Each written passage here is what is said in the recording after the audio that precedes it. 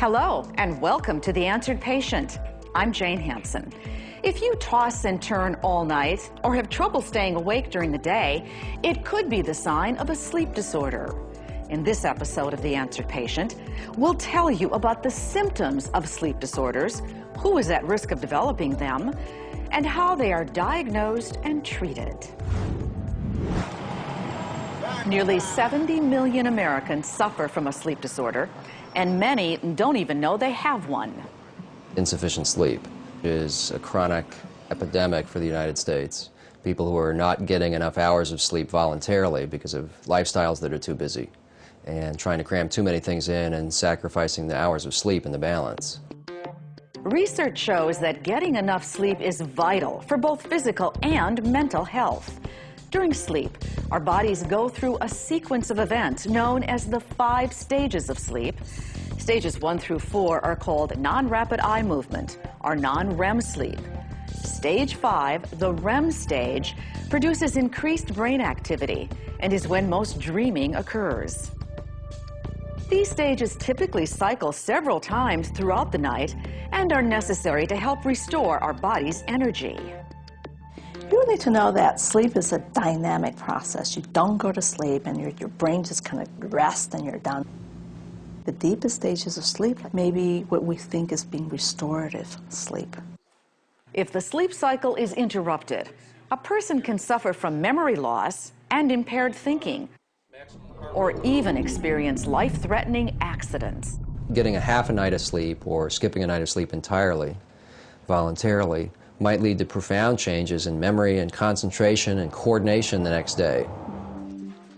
Fatigue and exhaustion can also cause other medical conditions, such as heart disease, obesity, and depression.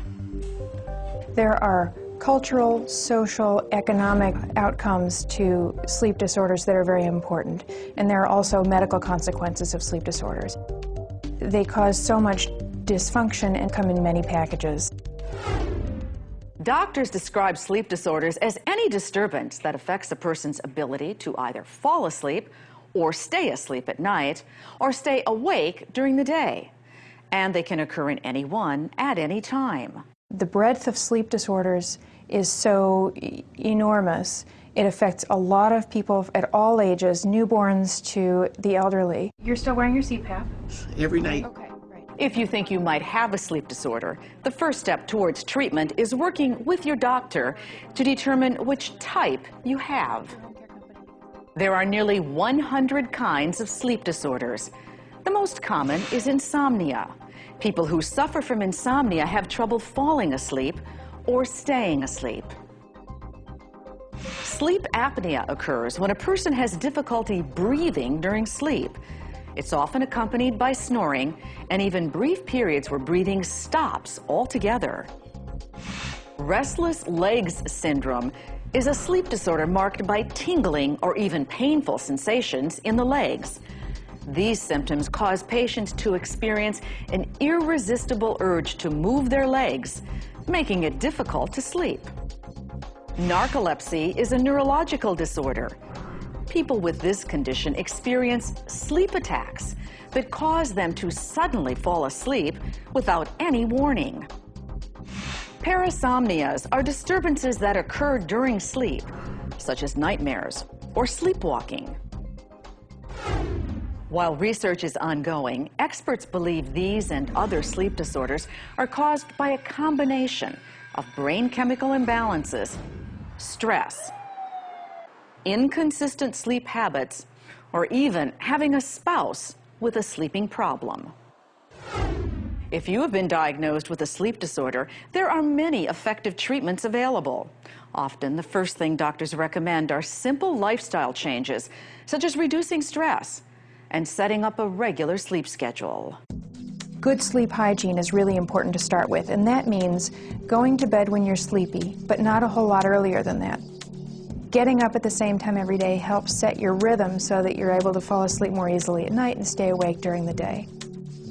In some cases, your doctor might recommend medication in addition to lifestyle changes. Well, there are virtually no sleep disorders we cannot treat. We get patients to hang in there with us.